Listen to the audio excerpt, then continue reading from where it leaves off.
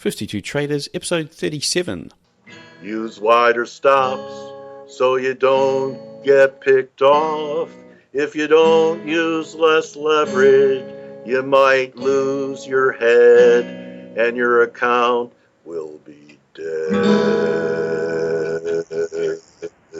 Over the next year, your host Cam Hawkins gets inside the minds of 52 of the world's best traders to find out if he has what it takes to become one of them. Join Cam every week on the 52 Traders podcast or at 52traders.com to learn how to trade like the pros.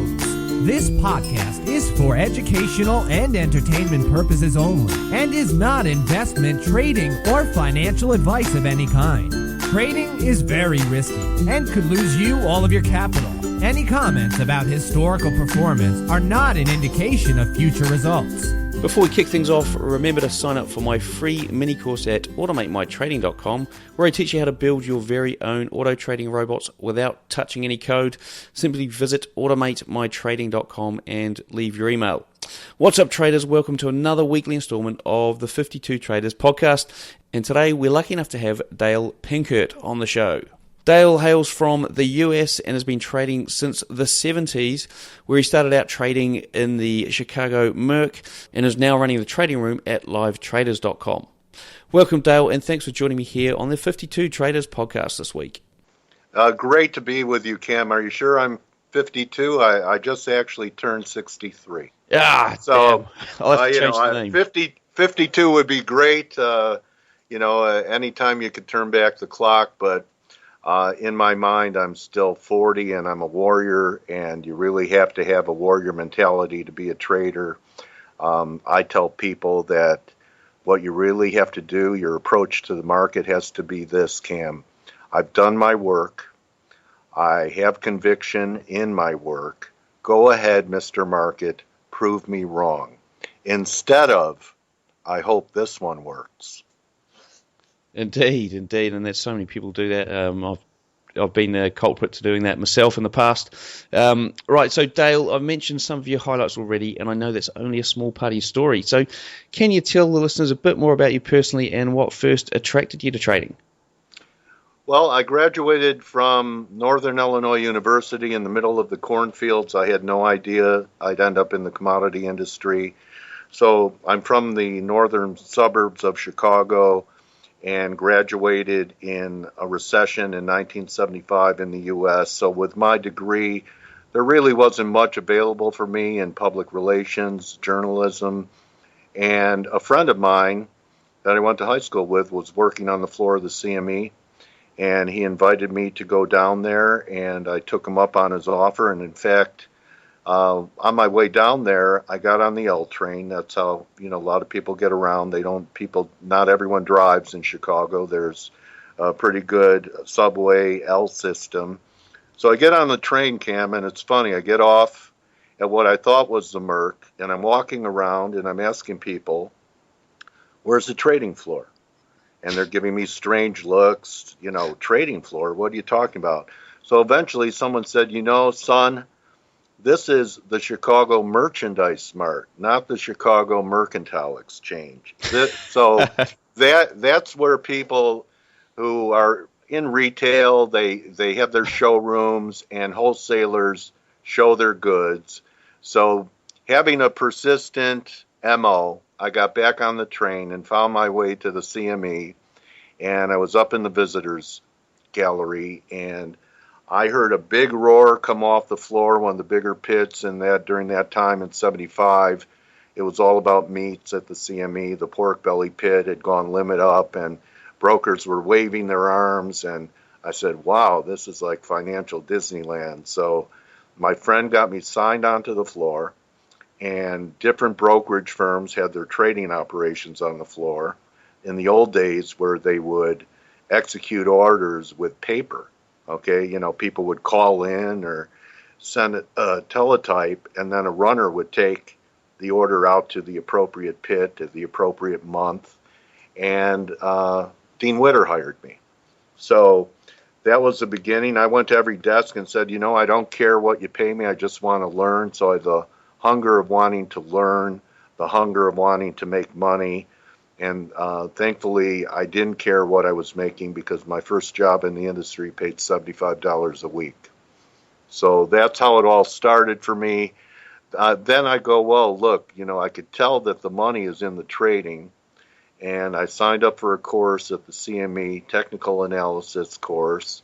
And our Bible back then was a book that is still relevant today called Technical Analysis of Stock Trends by Edwards and McGee. I don't know how many editions have come off. It was our Bible.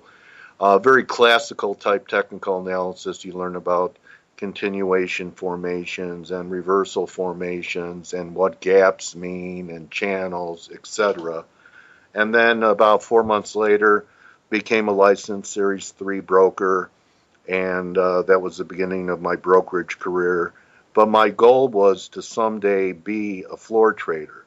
So a lot of my friends came from wealthy families where they were already set up with seats. It took me 10 years of being a broker to get back there and have my own seat. So that was one dream that I accomplished. And like all dreams, was pretty anticlimactic since I really learned how to trade off the floor.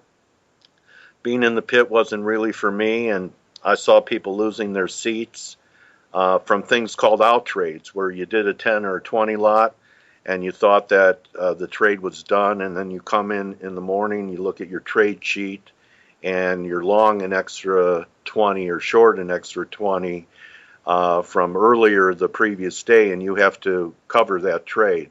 So having learned to trade off the floor as a Series 3 broker, I would just write up my order and hand it off to a filling broker and go back upstairs. And I like to have the overview of all the markets. But something else I teach, a lot of people think they have to know what's going on in 10 different pairs, Cam.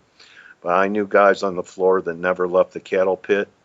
So there's your argument against that you have to diversify. I say it's better for you to get to know a few different pairs if you're an FX trader, like the back of your hand, know every critical technical area, because I witness people not having to be spread out in different instruments to be successful. It really only takes one.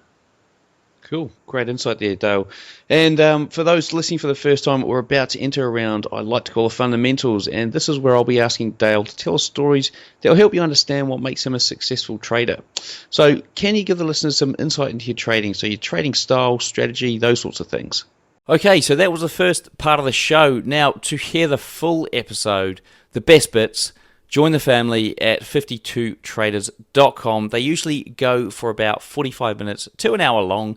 And trust me, these shows are great. They give us so much insight. Now, if you want to get there quickly, all you need to do is jump into the show description on your phone, and there's a link taking you directly to 52traders.com, where you can join the family over there and listen to the full episode. Now, in the rest of the show, I cover off what my traders do differently from the rest of us. So what is it that they're doing that we're not doing? What their typical trading day looks like, what they would do if they had a day job now and wanted to trade for a living, their preferred trading strategy, so actually how does it work, what we should be educating ourselves on when we're looking at a price chart, so what indicators we should use, what price levels, what chart patterns, all those sorts of things.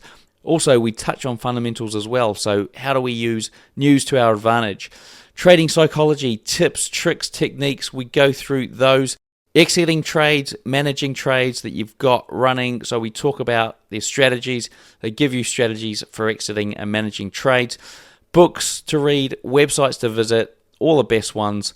Something that you should try and master over the next month, the broker and platform they use.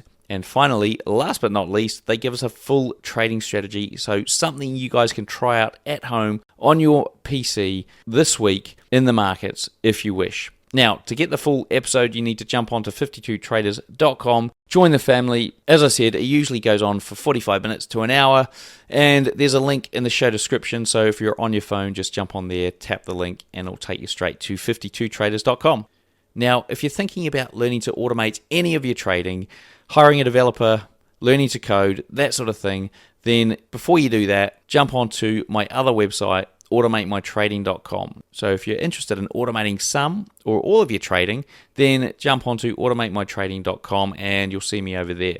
For now, to hear the rest of this episode, all you need to do is click on the link in the show description or go to 52traders.com. See you there.